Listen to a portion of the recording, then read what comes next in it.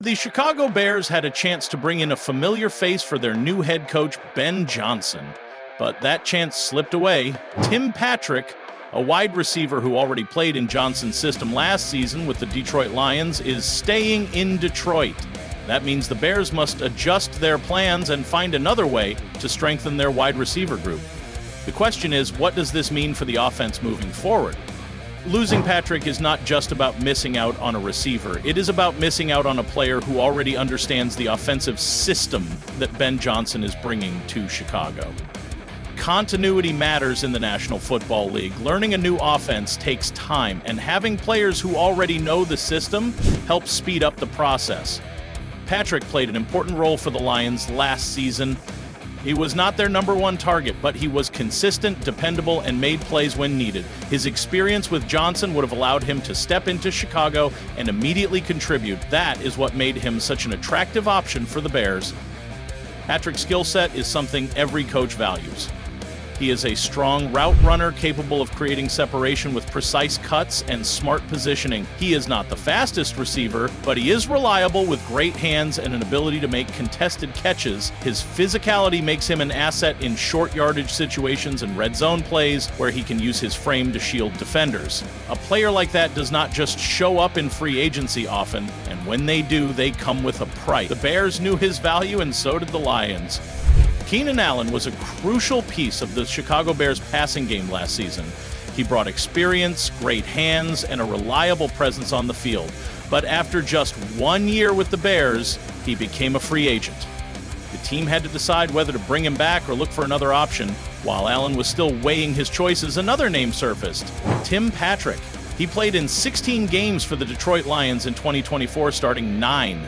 His production was solid with 394 yards and 3 touchdowns. More importantly, he knew Ben Johnson's system. That experience would have made the transition easier for the Bears offense. It seemed like a perfect fit. Many analysts expected Patrick to sign with Chicago. Instead, he chose to stay with the Lions. The reality of free agency is that players have choices. For Patrick, staying with the Lions was more appealing than coming to Chicago. He was comfortable in Detroit. He had developed relationships with his coaches, teammates, and the organization. Leaving all of that behind to start fresh in Chicago was not what he wanted. He even posted a message on social media hinting that he never considered leaving. That left the Bears in a difficult spot. They needed to adjust quickly. Instead of waiting around, Chicago acted. They signed Ade Zachhouse, a veteran wide receiver who spent last season with the Washington Commanders. Zach Chase had a career-high 45 receptions for 506 yards and 3 touchdowns. He is not a superstar, but he is quick, has reliable hands, and can make plays after the catch. The Bears needed depth at the position, and he provides exactly that.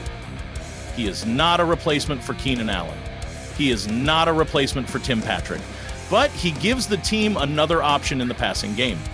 Zachhouse is a different type of receiver than Patrick. He is smaller, shiftier, and more explosive. He thrives in short to intermediate routes where he can use his quickness to gain separation. While he may not be the big-bodied target Patrick was, he brings a new dynamic to the offense. He can line up in the slot or outside, giving the Bears some flexibility. His ability to get open quickly will be valuable, especially if the Bears have a young quarterback under center. So where does that leave the Bears? They still need more help at wide receiver. Right now, their top target is DJ Moore. He is an elite player, but he cannot do it alone. Darnell Mooney, another key piece of the offense in recent years, is also a free agent. If he does not return, the Bears will need to replace him as well. That is why the team is still exploring options. One name that came up is Cooper Kupp. He is an outstanding receiver when healthy, but reports say he is choosing between the Dallas Cowboys and the Seattle Seahawks. That makes it unlikely that he will end up in Chicago. Then there is the possibility of bringing back Keenan Allen.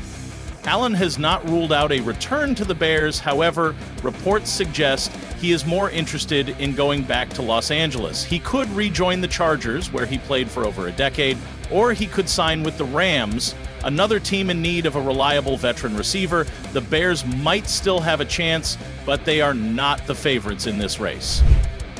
If Allen does not return, the Bears will have to pivot again. They will have to decide if they want to bring in another veteran or rely on the draft to find a new playmaker. Free agency is always a game of musical chairs, and teams must be ready to react when things do not go their way.